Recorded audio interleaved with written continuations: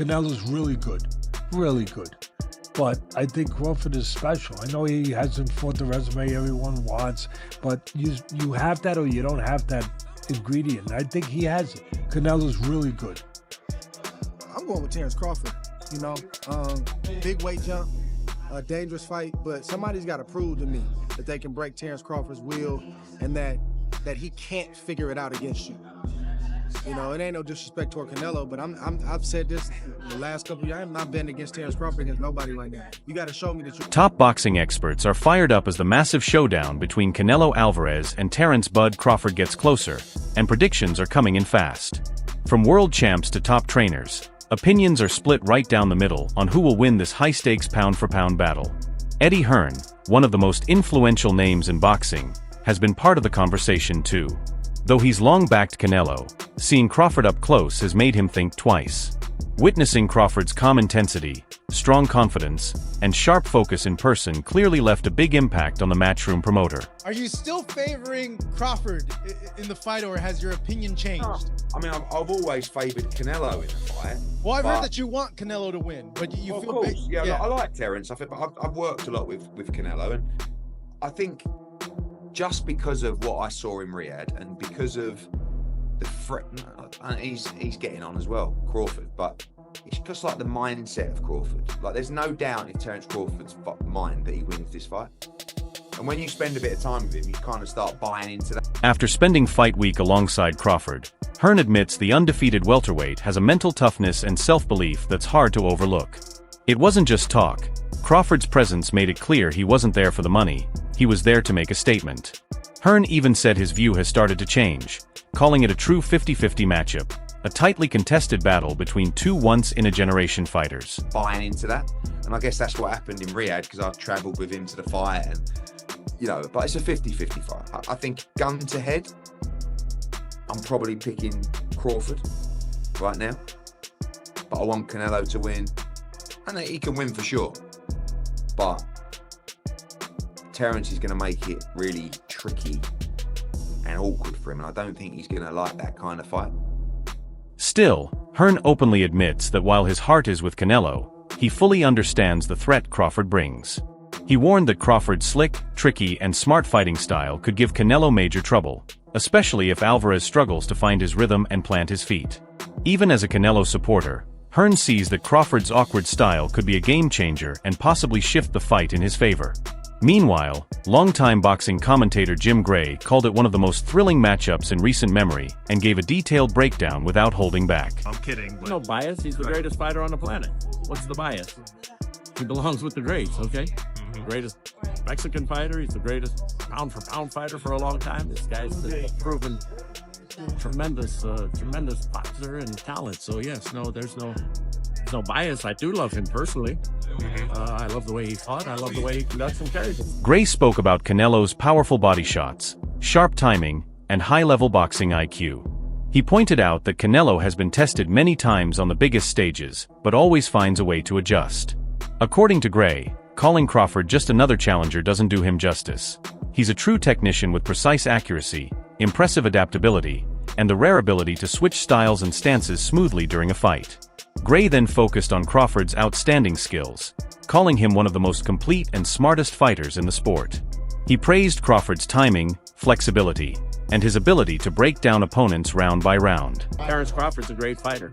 Terence Crawford, everybody says perhaps the pound-for-pound guy.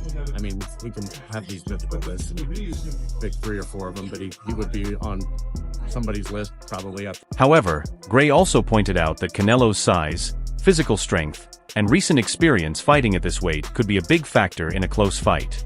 These small edges might make it harder for Crawford to break him down in the later rounds, possibly leading to Canelo getting the judge's nod in another tight decision. Canelo is getting a little bit older, but Canelo weighs a lot more, and Canelo fights more often, and so I think it's an intriguing matchup, and against Terence Crawford moving up in weight, who like I say, that young man's been a monster. Okay, going up against the great Canelo, so it's going to be fun. As Terence Crawford prepares for his huge showdown with Canelo Alvarez, welterweight standout Jaron Boots Ennis shared his thoughts on how Crawford can get the win. Ennis showed full confidence in Crawford, saying his threat isn't just in his skill, it's in his mindset. He praised Crawford's high fight IQ, calling him a master at reading his opponents, adjusting during the fight, and breaking them down as each round goes on. Ennis added, "If anyone can figure Canelo out, it's Crawford, calm under pressure, sharp with strategy, and dangerous with his timing." Believe me, but I'm leaning towards Terence. Oh, okay. Remember this though, Terence and Moose is almost like similar when it comes to that weight thing. Right? Yes.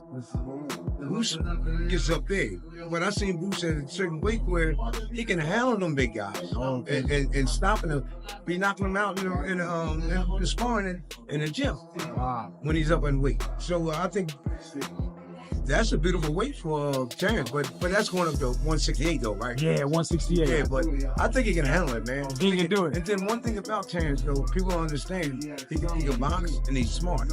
Yeah. He don't waste no punches, man. Breaking down how Terence Crawford could beat Canelo Alvarez, Jaron Boutsanis gave a clear take on what might give Crawford the edge. He pointed out a key difference in how they fight. Canelo is at his best when he's firmly planted, using his solid stance to deliver powerful body-damaging punches. But Ennis noted that this same strength could work against him when facing someone like Crawford. I would have him frustrating Canelo. What I would do with him, I would hit him with some good shots, combination shots, but Canelo got to be set to throw punches. That's right. That's right. You know what I mean? Crawford, on the other hand, moves smoothly and changes angles non-stop, never standing still long enough to be an easy target. Ennis suggested that Crawford should rely on his footwork, side-to-side movement, and tricky timing to keep Canelo from planting his feet. He said if Crawford stays unpredictable, uses his jab smartly, and avoids getting pulled into close-range exchanges, he could slowly wear down and outscore the Mexican star as the rounds go by. Crawford boxing move, he don't like nobody to boxing move, and that's what I think Crawford is going to do. And then once, just what I would tell him to do, we'll box him and hit him with good shots. You know what I mean? Set him up. Soon as he get ready to get set, tie him up, walk him to the center. That's right. You know what I mean? Kill that clock. You can keep on doing it over and over, and then once you start doing that, right? They lose their cool. Then they open up for all kinds of shots. You know, it's so hard to tell, but the bigger man, I mean, I don't want to get hit by Canelo ever. And when you've weighed so much less, I mean, I don't know what Terence will come into the ring.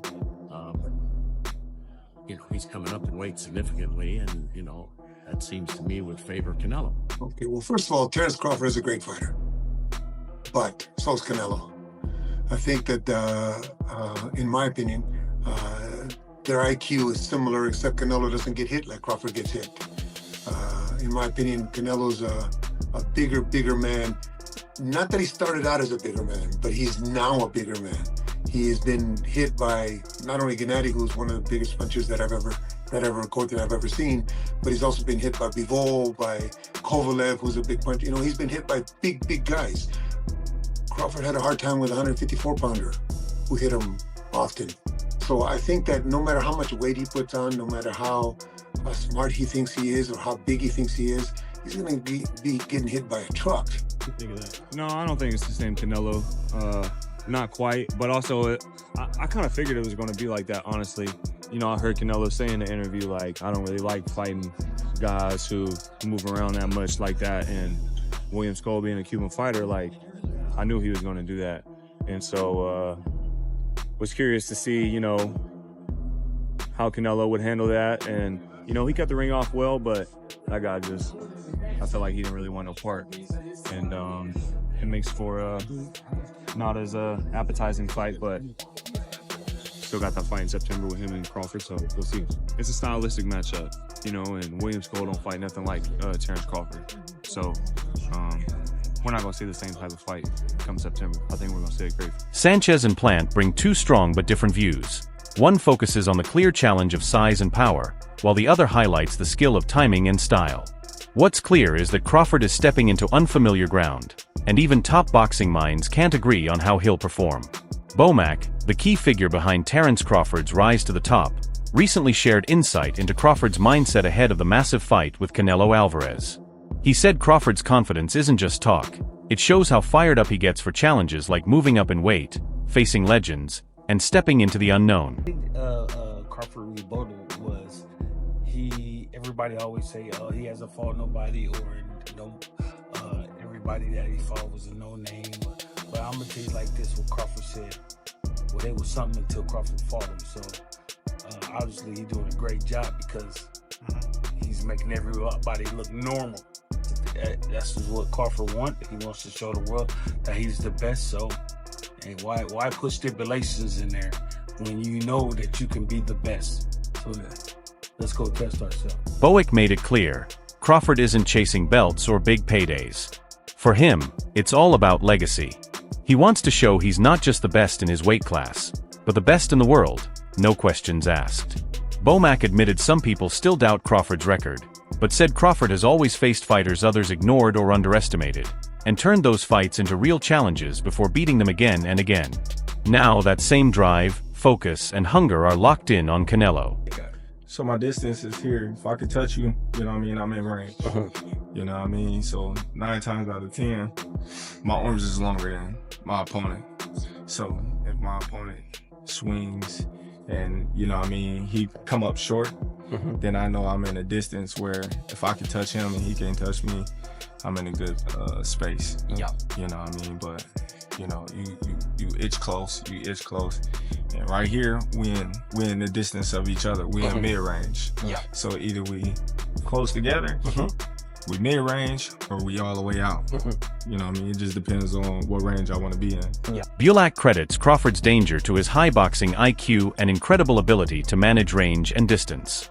Crawford doesn't just fight. He reads, adjusts, and slowly breaks his opponents down. He controls where and when exchanges happen, which could be the key to stopping Canelo's power and rhythm.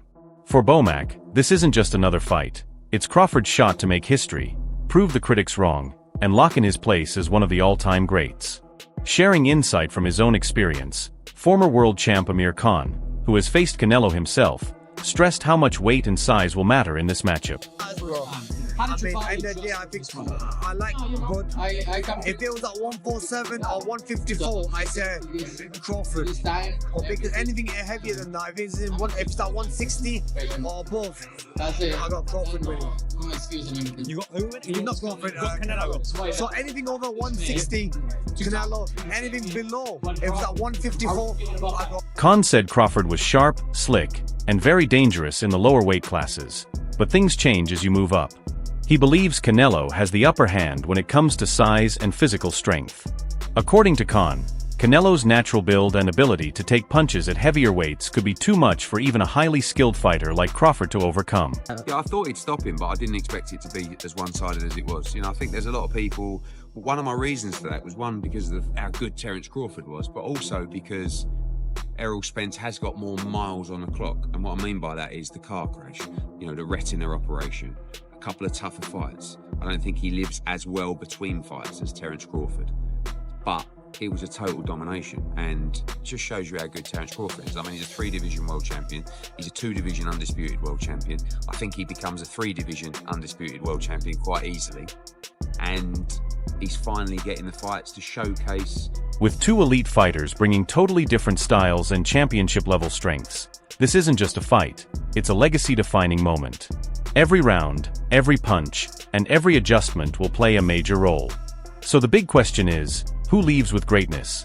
Canelo Alvarez, the proven powerhouse, or Terence "Bud" Crawford, the skilled technician aiming to make history? Share your predictions in the comments. And don't forget to like, share, and subscribe for more top boxing breakdowns and exclusive behind-the-scenes coverage.